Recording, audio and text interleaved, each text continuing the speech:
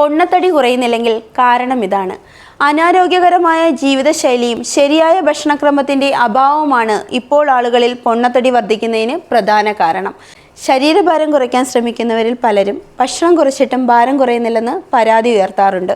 എന്നാൽ അതിന് പിന്നിലെ യാഥാർത്ഥ്യം മറ്റു ചിലതാണെന്ന് പോഷകാഹാര വിദഗ്ധർ പറയുന്നു.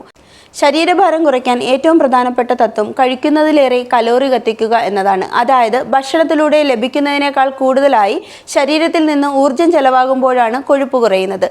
പോഷകാഹാര വിദഗ്ധ ജിൽ ബ്രൗൺ വ്യക്തമാക്കുന്നത് ഭക്ഷണം കുറച്ച് ശരീരം മുഴുവനായുള്ള കൊഴുപ്പ് ഉടനെ കത്തിച്ചു കളയാമെന്ന് കരുതരുത് എന്നാണ്. ശരീരഭാരം കുറയുന്നില്ലെങ്കിൽ അതിൻ്റെ കാരണം ശരീരത്തിൽ ആവശ്യത്തിന് കലോറി കുറയുന്നില്ല എന്നതാണ്.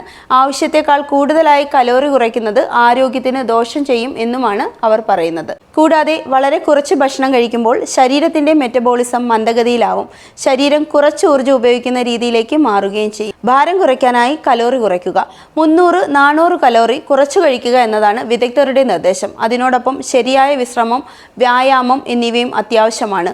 ഭാരം കുറയ്ക്കാൻ ഭക്ഷണം നിർത്തുക എന്നതല്ല ശരിയായ മാർഗം. ശരിയായ രീതിയിൽ കലോറി കുറച്ച് ആരോഗ്യപരമായ ജീവിതശൈലി പിന്തുടരുക എന്നതാണ്.